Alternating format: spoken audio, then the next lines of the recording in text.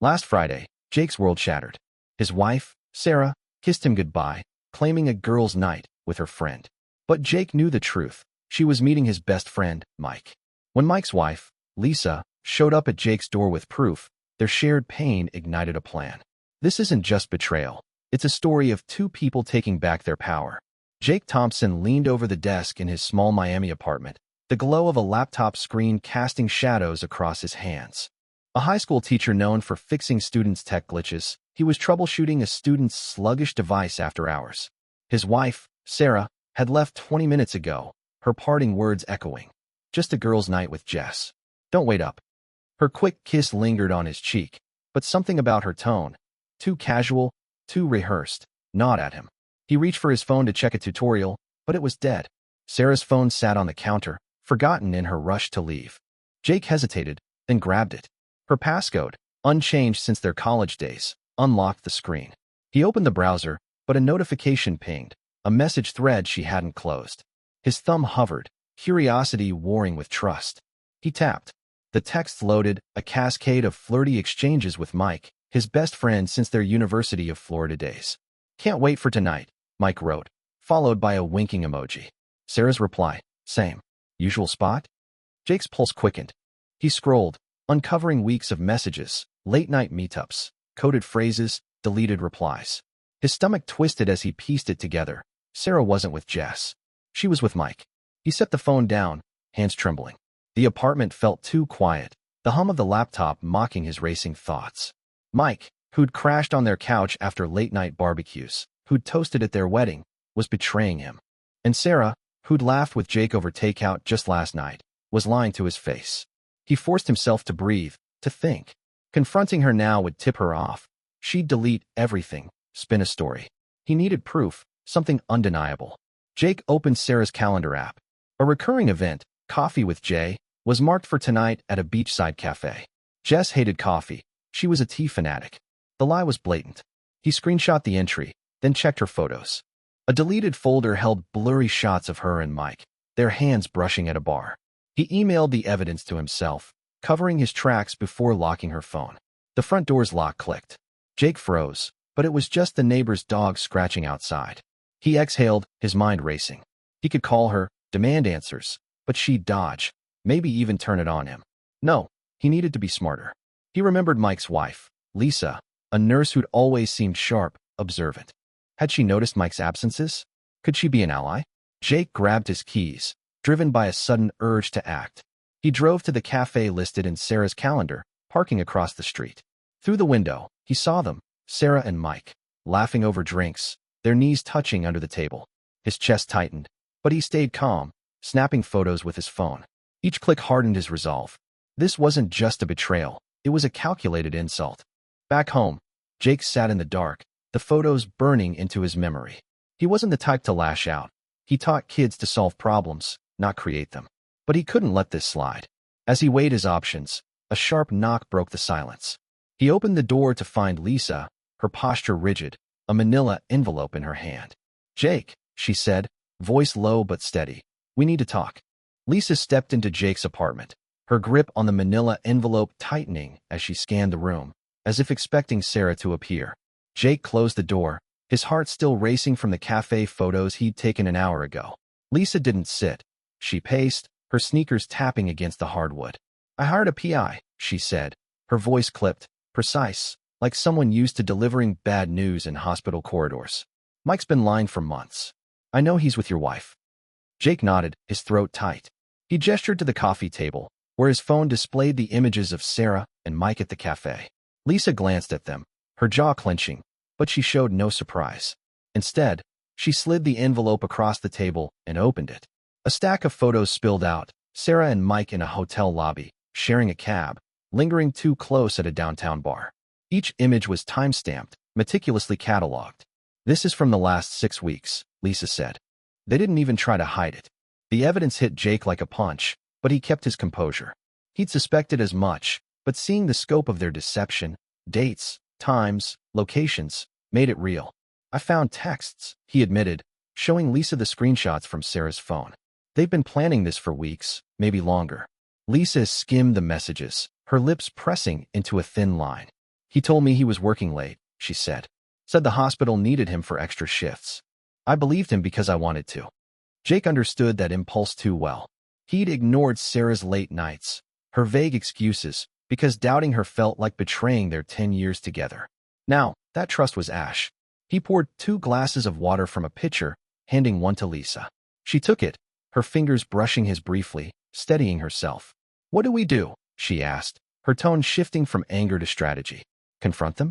Drag this into the open? Jake leaned against the counter, thinking fast. A direct confrontation might feel good, but Sarah and Mike were slippery, masters at deflecting blame. They'll lie, he said. Twist it, make us look paranoid. We need something they can't dodge. Lisa's eyes narrowed, catching his drift. Something public, she said, her voice gaining an edge. They're both at that fundraiser you're hosting next week, right? The one for the community center? Jake's mind clicked into gear. The fundraiser was a big deal. Local leaders, colleagues, and neighbors would be there, all praising Jake's work with the kids. Sarah had insisted on attending, claiming she wanted to support him. Mike, too, had RSVP'd, probably to keep up appearances. That's our stage, Jake said, a plan forming.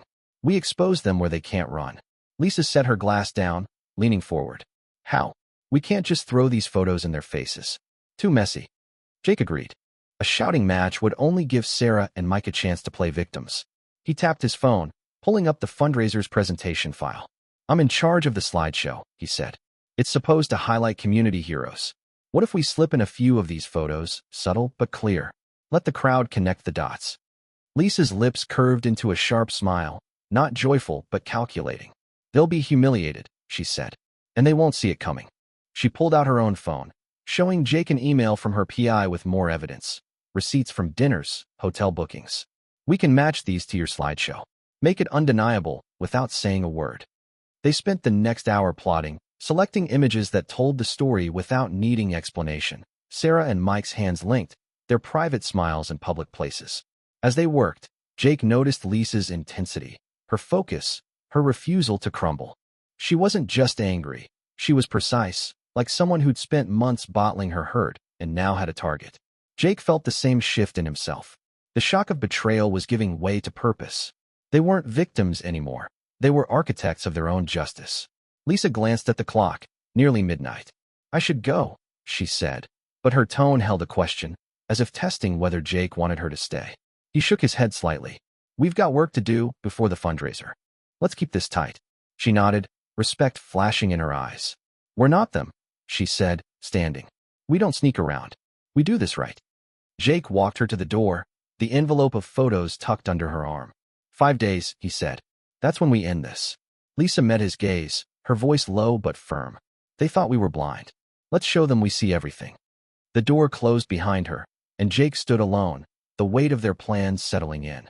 For the first time since finding those texts, he felt control slipping back into his hands. Jake stood at the edge of the Miami Community Center's banquet hall, adjusting the projector cable with deliberate calm. The fundraiser buzzed around him, tables packed with donors, teachers, and local business owners, all chatting over clinking glasses and soft jazz. Tonight was his night, the culmination of weeks organizing an event to fund after-school programs. But now it carried a sharper purpose, exposing Sarah and Mike. He glanced at Lisa, who mingled near the bar, her phone discreetly open to their shared document of evidence. The plan was airtight. Jake had reworked the slideshow, weaving in 3 damning photos among the images of volunteers and kids.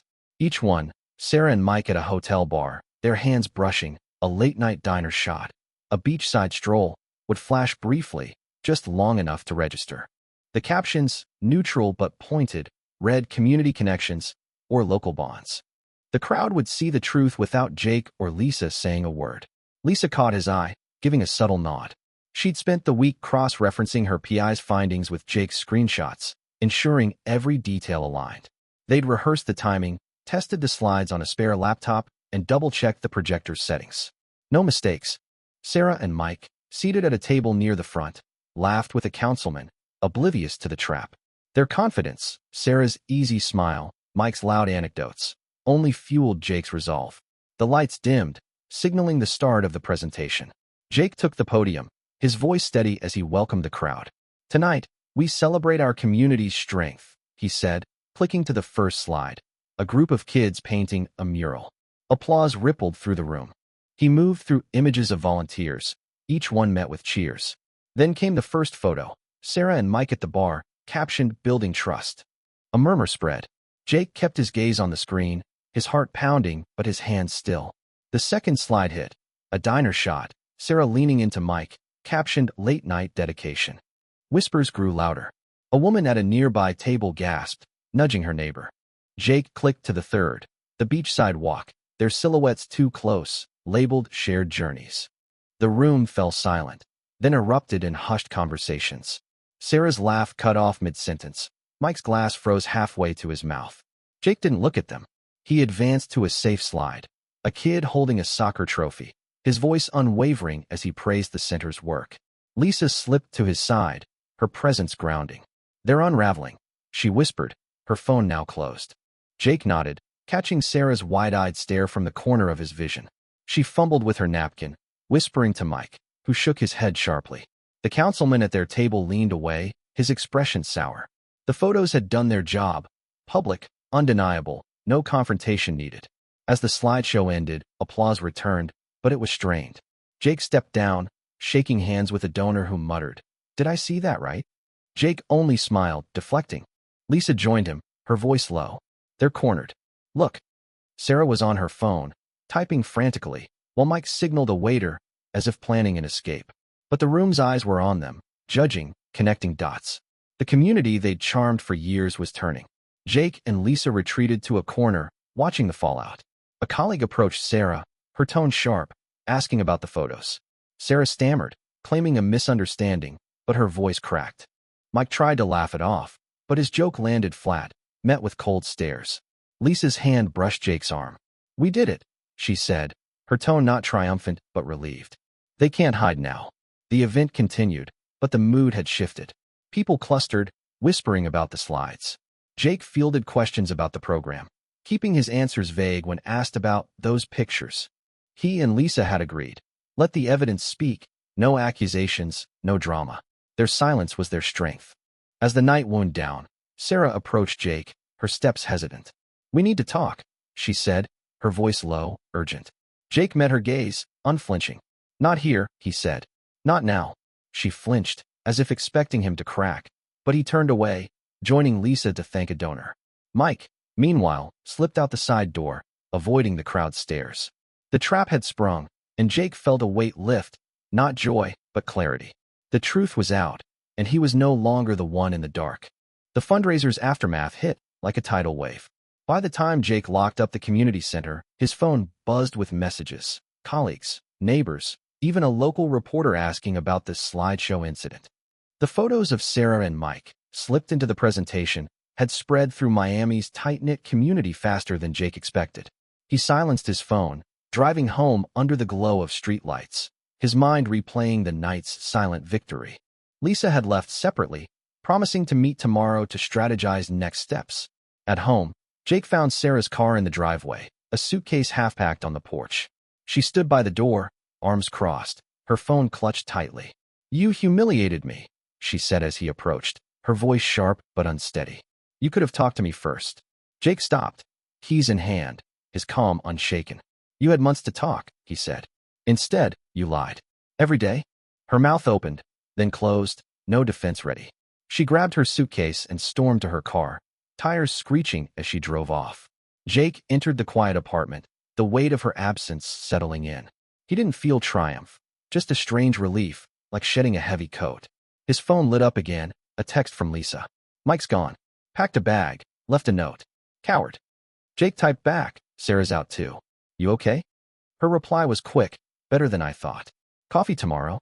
He agreed, setting a time at a diner near her hospital. The next morning, Jake arrived early, securing a booth by the window. Lisa slid in across from him, her posture relaxed but alert, like a soldier after a battle. Over coffee, she shared the fallout.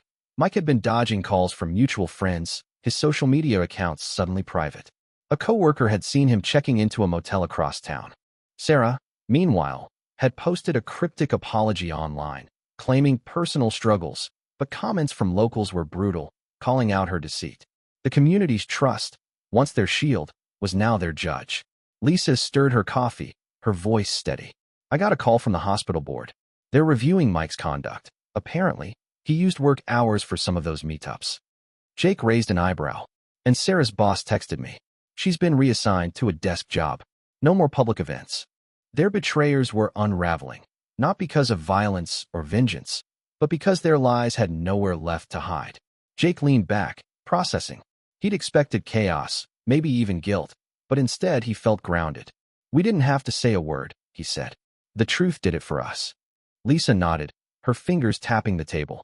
But it's not over. They'll try to spin this, save face. She pulled out a USB drive, sliding it to Jake. More from the PI, bank records, emails. Just in case they push back. Jake pocketed it, impressed by her foresight. You're scary prepared, he said. She smirked. Years of charting patient vitals. You learn to cover your bases. Their conversation shifted to the future. Jake mentioned a new after-school coding club he was launching, a way to refocus his energy. Lisa talked about a support group she wanted to start for people dealing with betrayal, using her nursing skills to guide others. They weren't plotting revenge anymore. They were building something new. The diner's bustle faded as they talked, their shared resolve forging a bond stronger than anger.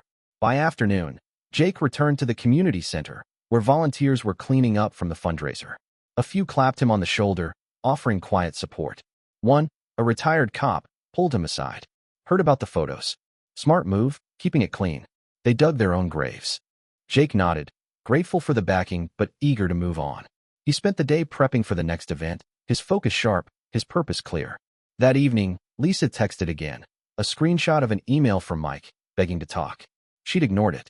Jake checked his own inbox. Sarah had sent a long message, blaming stress, promising to change. He deleted it without replying. The lies that once held him captive had lost their power. He and Lisa weren't just surviving. They were reclaiming their lives, one deliberate step at a time.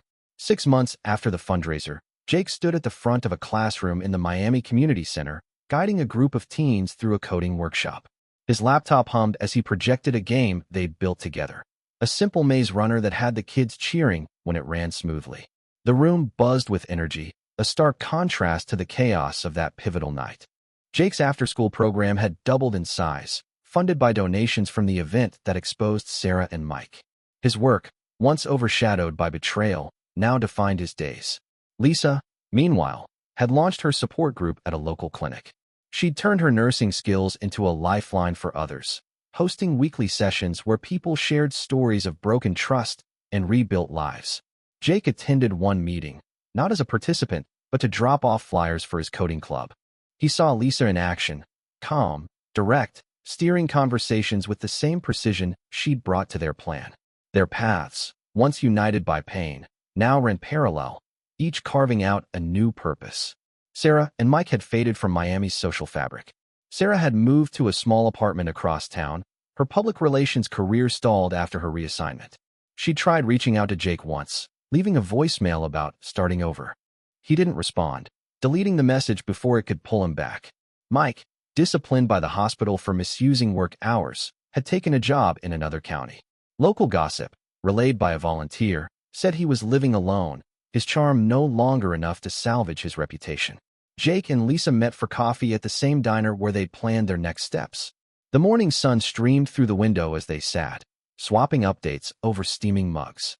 Lisa showed Jake a grant application for her support group, her handwriting neat on the printed form.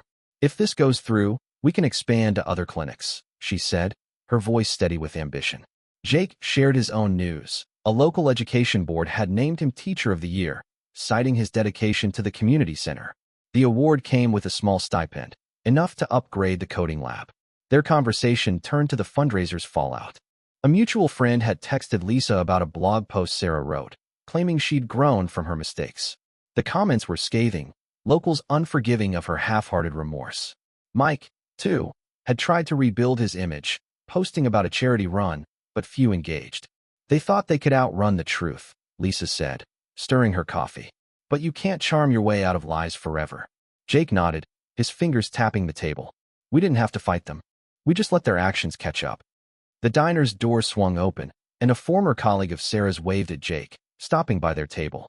Heard you're killing it with the kids, she said, then lowered her voice. And good for you. standing up to that mess. Jake thanked her, keeping it brief. The community's support, quiet but steady, had replaced the sting of betrayal with something stronger: respect. Lisa, too, had earned nods from hospital staff, who admired her group's impact. As they finished their coffee, Lisa slid a business card across the table. It listed her support group's new website, clean and professional. "You inspired this," she said. "That night, when we decided to act, not react." Jake pocketed the card, his chest tightening, not with pain, but pride. "You were the one with the evidence," he replied. "We both made it happen." Their partnership, born in crisis, had evolved into a friendship rooted in mutual strength. They parted outside the diner, Lisa heading to a hospital shift, Jake to a parent-teacher meeting. He walked to his car, the Miami heat pressing against him, but his steps felt light. The award plaque in his bag, the kids' laughter from the workshop, the diner's easy camaraderie with Lisa, all of it was proof of a life reclaimed. Sarah and Mike had tried to rewrite his story, but he'd taken back the pen. Back at the community center, Jake prepped for the next coding session, uploading a new project to the lab's computers. A notification pinged, an email from a student's parent, thanking him for inspiring their son. He smiled, archiving it. The past no longer held him hostage. He and Lisa had turned their pain into purpose, not through vengeance, but through action, building, teaching, healing. The truth had set them free, and they were writing their own endings now.